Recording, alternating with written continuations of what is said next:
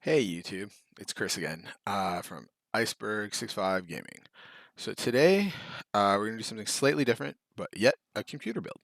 We're going to try to speed run using the Intel NUC Extreme 11. I believe it's 9-liter case that has an i9 NUC in it, where we're going to add RAM 32 gigs at 3200, 3 SSDs, and a Founders Edition 3070 Ti. Let's see how quick we can get this done. So I'm going to try to do this instead of doing the live because I did not like the quality that the live feed did because my internet is not great. So we're going to try to do this as a video and see if YouTube will let me upload it as one whole video. So what we're doing first is there's 4 captive screws in the back that you need to undo to get this back plate off of it. I don't think that it's not in all the way. That one's done, and number 4. So what this is i9 119H 11900 KB. So it's like a supersized laptop i9. It's got a little bit more power delivery, but it's super tiny. So just sliding the side panels off, and then we need to pop open the top. That's just like snapped.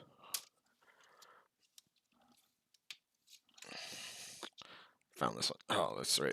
There's a Wi-Fi thing in the front. Come on. All right, there we go. And now you just pull it open, and you got 3 Cooler Master fans pulling heat out of the system. Just make sure I'm not pinching anything. Okay. And then you have, this is where your graphics card goes.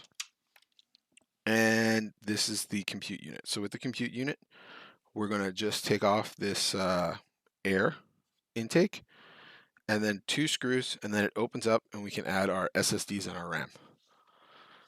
Go ahead and do that. Oh, we got to take off 1 screw out here.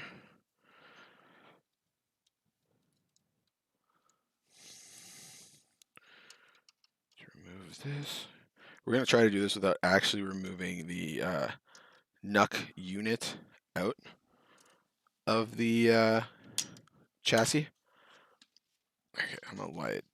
Actually, I'll undo the screws on top and then I'll lie it down. I'll try to give you guys a view of what I'm doing.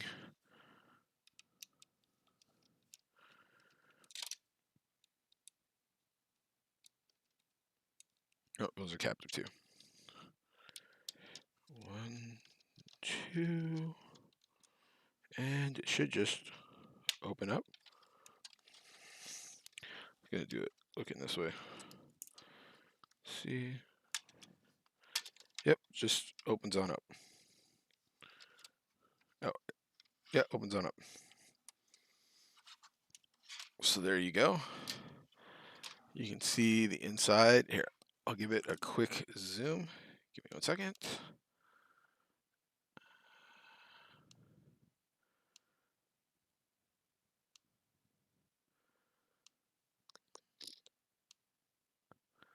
Let's see.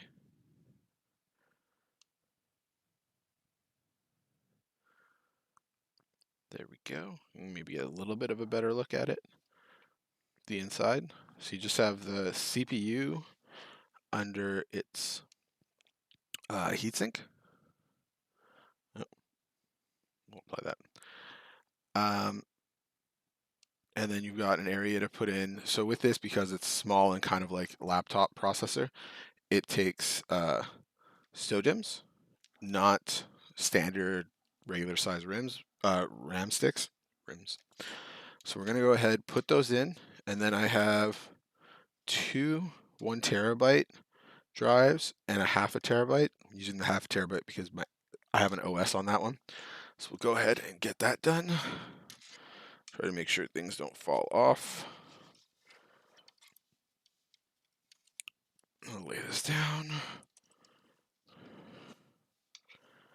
So yeah, this is really, really cool if you want something like super small but powerful and hopefully relatively easy to put in.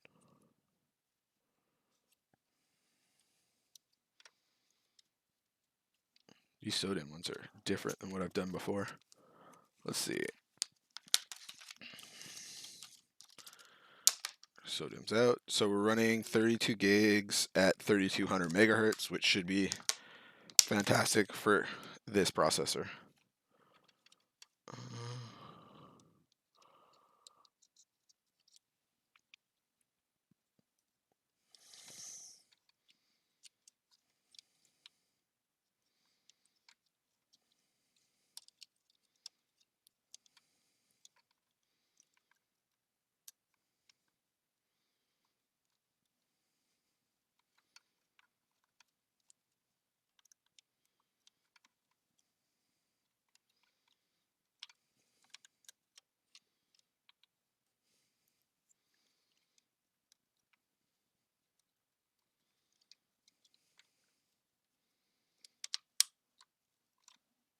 Oh, that's cool.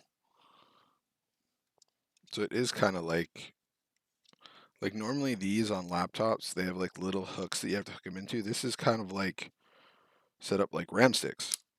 Like you push it down, and once it goes all the way in, both sides come up and click, which is very different from laptop ones. Okay, let's get our SSDs in. So today I'm using just a Gen 3 500 megabyte Western Digital Blue. I'm going to be using a Gen 3 Seagate 1 terabyte, also Gen 3, and then I have a Western Digital Black 1 terabyte Gen 4. I think they all are not the fastest, but more than fast enough. Okay, let's get that one. Rid of some of the boxes. So yeah, I found this and I thought, one, it's cool, and two, it would be a really fun build to do. And I thought, oh, definitely need to do it for the channel then. I like, say, smaller builds. I enjoy doing more than like full-size builds. They're just a little bit more challenging. I mean, this one is probably a little straightforward, but I just think it's so cool the way it's so tiny and you can get like so much into it. Okay. Okay, so first SSD is going to go in. I'll go Western Digital on this one. I think they're all, oh, that one says Gen 4. So we'll make sure we put the Gen 4 drive in the one that says Gen 4 on it.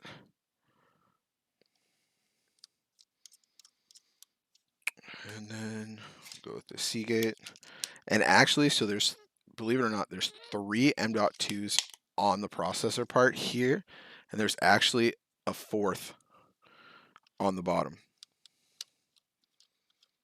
which is absolutely insanity that you can have 4 M.2s. I mean, there's no other storage, but I mean, like, for a lot of small form factors, you're just restricted to whatever the board can take, and especially something this small. And I mean, most boards, RTX boards, you're looking what, max 2 for most of them. So this one you get 4. Wish this was actually the other way.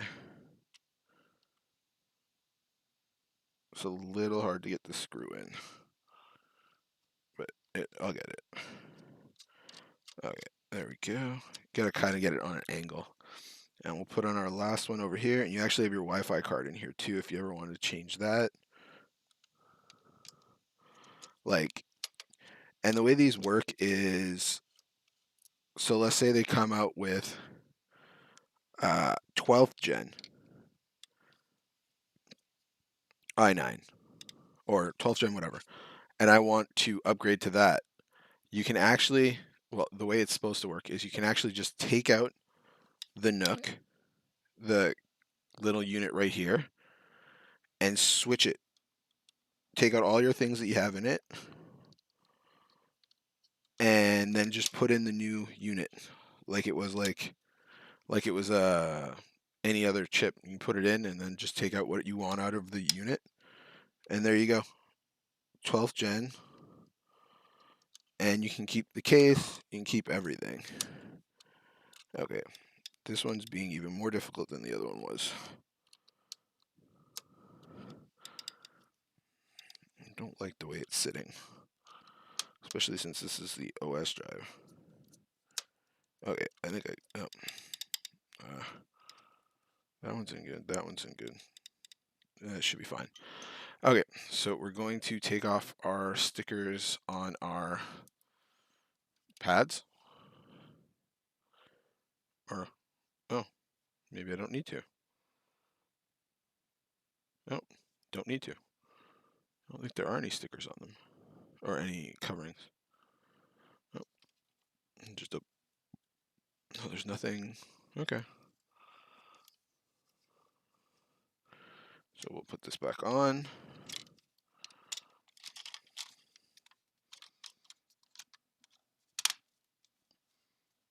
So that is in. And yeah, so it is a standard SFX power supply. So I guess technically if I ever wanted to up the wattage because I wanted a more powerful GPU, because this is 600 watts, which for a processor with only a, I think a 65 watt TDP, maybe I can get a little bit more out of it.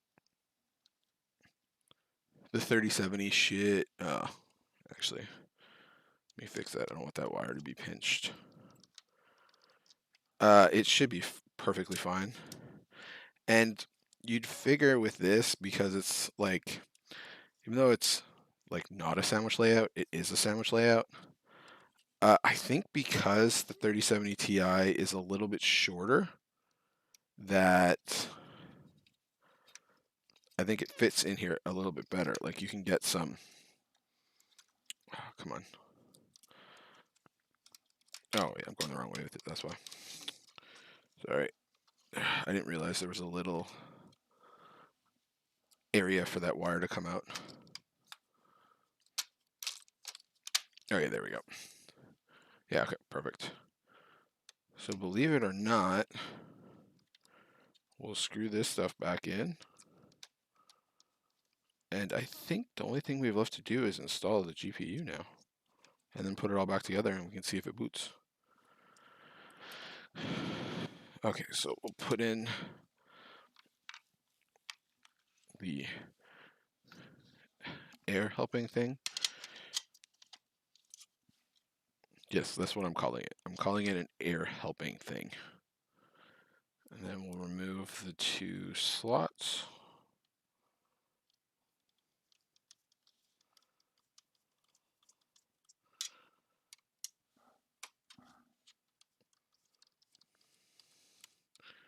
Obviously save the screws over here. I need it to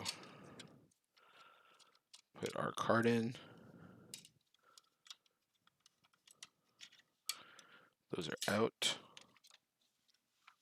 Oh, is it going to stand up? I'm going to lie it down just because it's being a little top heavy. And we will get our card.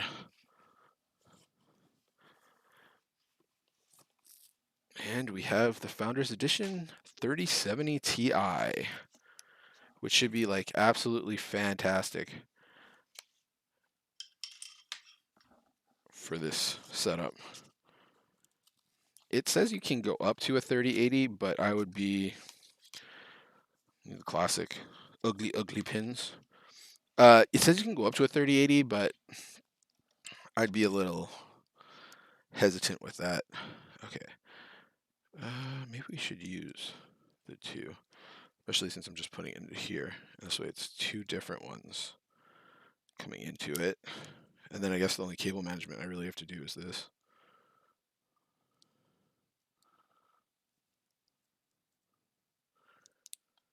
Okay. We'll slot this in.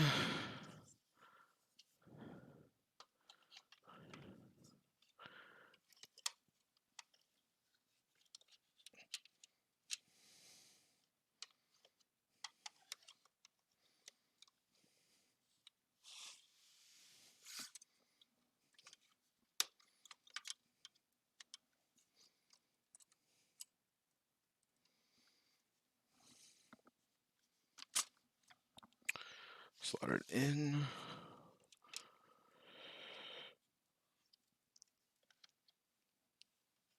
Just like this for now. So it's in. I'm just gonna put the two screws in, and then we'll just do a little bit of cable management, put it all back together, and we're ready to rock.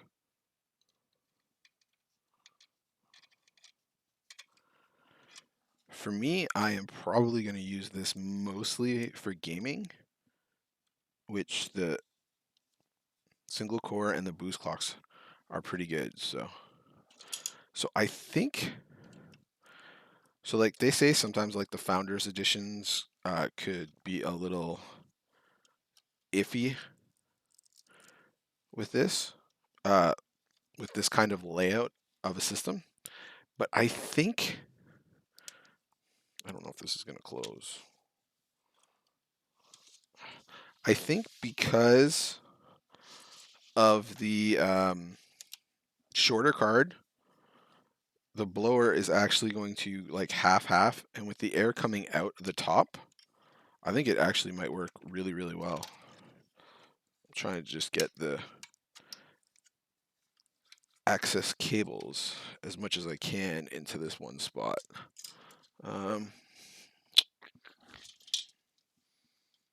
Have any ties here? I didn't think to bring any ties for this. We'll use this. It should work. Just to try to get some cables all confined.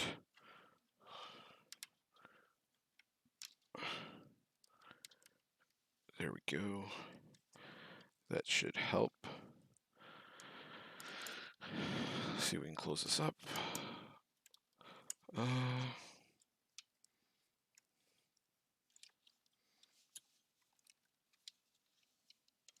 Okay.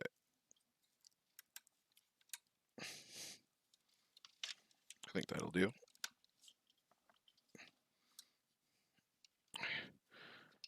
I think we're in.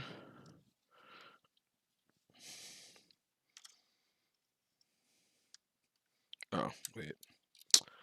Dang it. I didn't realize there was a cable at the bottom being completely squished that I just want to get. Okay, there we go. Underneath.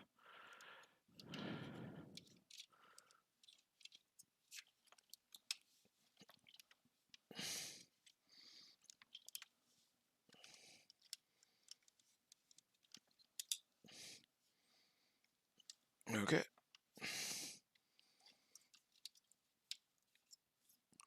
All fans still swing.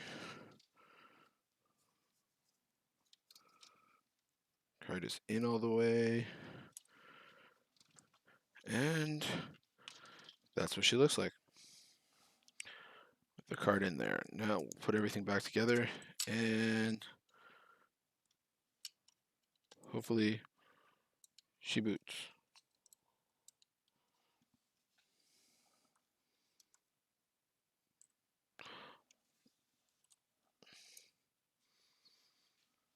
Actually, maybe we'll do the test boot without. I mean, you'll be able to see most of the RGB anyway. I am actually going to use the cable that they supplied to do this.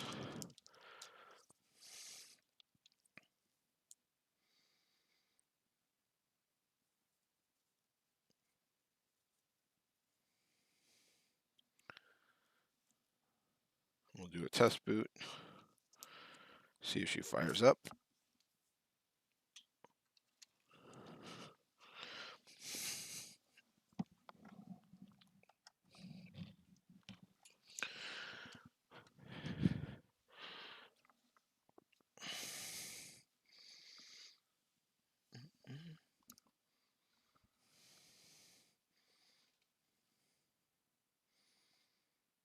It's on, but no fans are spinning. Card fan is spinning. I think the fans on top might only spin when it gets hot enough. But there you go. Ghost Canyon. You got the skull in front and nice underglow. Oh, there we go. Fans on top going. Perfect. Yeah, so it worked, and that's what it is. Good, quick speed build. I'll probably put it together and maybe do a short showing it all together with maybe some synced RGB instead of just like thisness. Okay, guys, thanks for stopping by, and have a good one. Tell somebody you love them.